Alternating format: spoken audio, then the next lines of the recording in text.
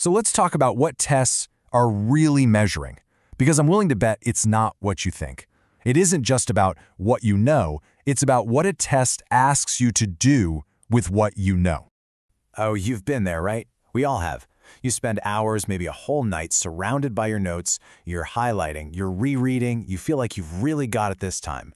You walk into that exam feeling ready, and then, bam, the questions just feel like they're coming from another planet. It is so frustrating, and you know what? There's a very specific reason why it happens. That whole horrible experience, it actually has a name. It's called the familiarity trap. It's that tricky feeling you get when the material seems familiar, but that feeling doesn't actually mean you've learned it. Your brain is just recognizing the words and concepts, but recognition, well, that's a whole different ballgame from what most tests are actually going to ask you to do. And this, right here, this is the core idea. Seriously. Recognizing a definition on a page is, a pretty simple mental task. But using that definition to solve a brand new problem or explaining how it connects to a totally different concept, that's a completely different, much higher level of thinking. We fall into the familiarity trap when we mistake that easy feeling of recognition for real, deep understanding. Okay, so if tests aren't just about being familiar with the material, what do they measure? Well, it's all about thinking. More specifically, tests are designed to measure a few key types of thinking. And for the most part, it all boils down to just three. Just three. Once you get these three categories, you can totally change how you prepare for pretty much any exam you ever take. So let's break them down, these three types of thinking.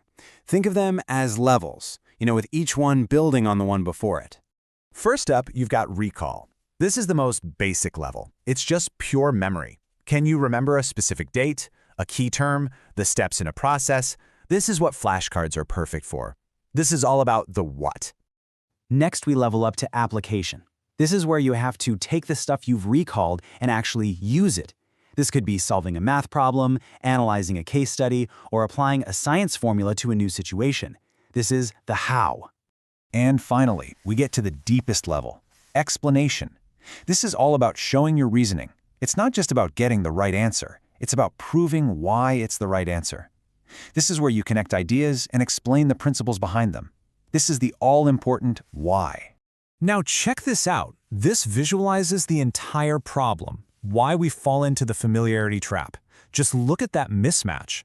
The way we usually study is super heavy on recall, rereading, making flashcards. But look at what most tests actually demand. They're way heavier on application and explanation. It's no wonder we get blindsided. We're basically training for a sprint when we're about to run a marathon. So here's the good news. Now that we can see this gap, we can actually close it. We can line up our preparation with what the test is actually asking for. It's all about studying smarter, not just longer. And that means we have to shift from passive review to active preparation. See, rereading and highlighting, that just creates that false sense of familiarity.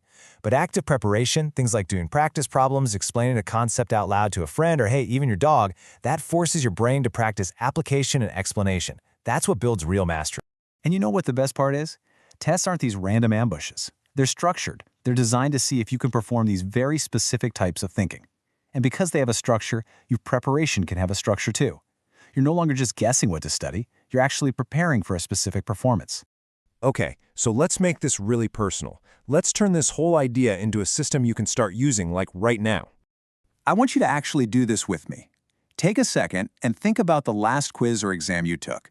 Get it clear in your mind. What was the subject? How do you feel about it going in? Okay, got it? Now, using this new framework, what did that test actually focus on? Was it mostly a bunch of recall questions, just asking for definitions and facts? Was it heavy on application with lots of problem solving? Or did it demand deep explanation where you had to write out your reasoning?